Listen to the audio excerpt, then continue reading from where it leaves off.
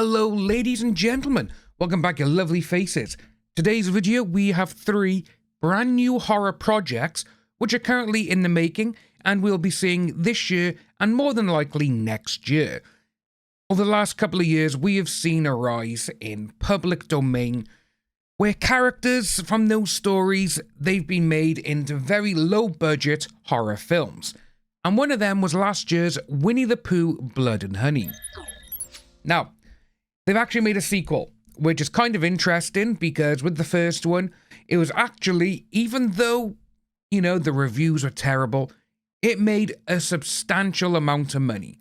The budget was $100,000, which roughly works out about £75,000 as it is a British production. And it made, at the box office, $6 million. $6 million it made at the box office. So obviously, naturally, they were like, yeah, we're going to have a sequel. And it's called, obviously, still the same title, Winnie the Pooh, Blood and Honey 2. But watch the trailer for bigger, bloodier, public domain horror sequel.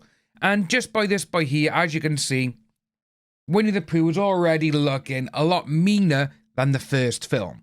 And with that, with the first film, the budget for Winnie the Pooh's mask and Mio prosthetics was $770. For this film, they spent over $20,000 just for Winnie the Pooh, which is interesting to see.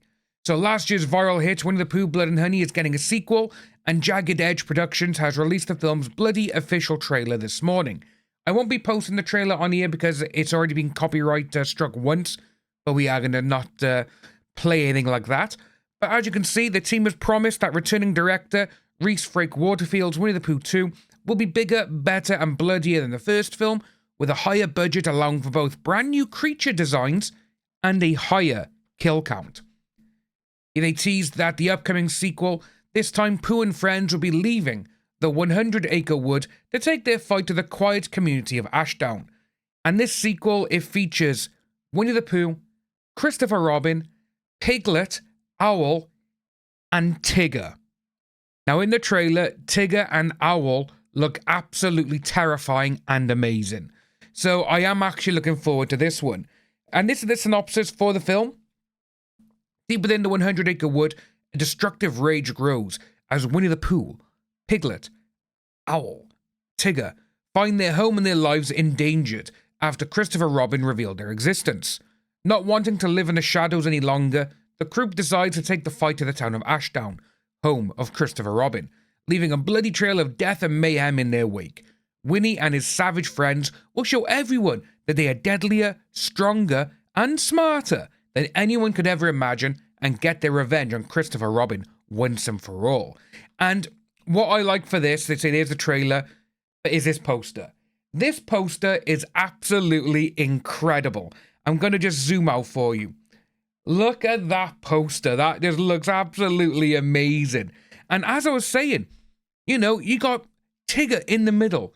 You got Owl at the bottom and obviously Piglet at the top. I am actually really looking forward to this. And I think it's just going to be like the first one. Just balls to the wall, murder, fun. That's what I think this one is. Next on the list, guys, we have a brand new Evil Dead movie coming straight after, obviously, Evil Dead Rise last year, which is kind of interesting because I think this is the first time we've actually been told that a sequel to an Evil Dead film is coming out literally within a year or two of the one that's previously gone. The first one was 1980, then it was 1987, then it was 1993, then it was 2013, then it was 2023. There's always been a substantial amount of years in between it. But with this one, we got Evil Dead. Sebastian Vanek is directing an official spin-off movie. That word there, spin-off, is a little bit interesting because, well, the 2013 reboot, the 2023 Evil Dead Rise, they're all offshoots and spin-offs of the original series. So, to be honest with you, any Evil Dead spin-off is technically classed as a sequel because 2023's version, it gave the entire Evil Dead world just something amazing, which was the 3 books that Ash sees in Army of Darkness. Each one is a real Necronomicon and each one has different ways of going. So there's endless possibilities, which is great. But this is what we got. So in the wake of last year's box office hit Evil Dead Rise, the 5th installment of the Sam Raimi created film franchise, another brand new Evil Dead movie is on the way soon. Deadline it reports that Sebastian Vanek has been hired by Sam Raimi and Rob Tappert's Ghost House Productions to direct an Evil Dead spin-off movie. Details of the film's plot are under wrap, obviously. But this Sebastian Vanek guy, he made his feature debut with a film called Infested, and that came out last year. I still haven't seen it, but it is going to be on Shudder this year, which I will be watching. And it's clear that Raimi and company saw serious Evil Dead potential in this filmmaker, just like they did with Lee Cronin for Evil Dead Rise, and same with Fede Alvarez for Evil Dead in 2013, which, to me, if you want to make a remake or whatever of a classic horror film, Fede Alvarez's Evil Dead 2013 is how it should be. That is just how any reboot should go. It should be, we're not going to tone it down, we're going to make it balls to the wall, just more gory than the last one, and actually make it creepy, which is exactly what they did. And Evil Dead Rise, brilliant film. And that was going to go straight to streaming as well. And overall, it's made the most money out of every single Evil Dead movie ever in the cinema, which is just brilliant and phenomenal to see. But with this one, obviously it does seem now that the new course for the Evil Dead franchise is for Sam Raimi to hand select hot and up-and-coming filmmakers to put their own spin on the Deadites. That's one thing I can't wait. But it does stay there, obviously, that Infested made its North American premiere at Fantastic Fest last year, and Shudder is on it now for distribution. So fingers crossed, we will only going to see what this guy has in store as Shudder, April 26th, so literally just over 2 months away. You'll be able to see Infested and what the work of the new Evil Dead director can do.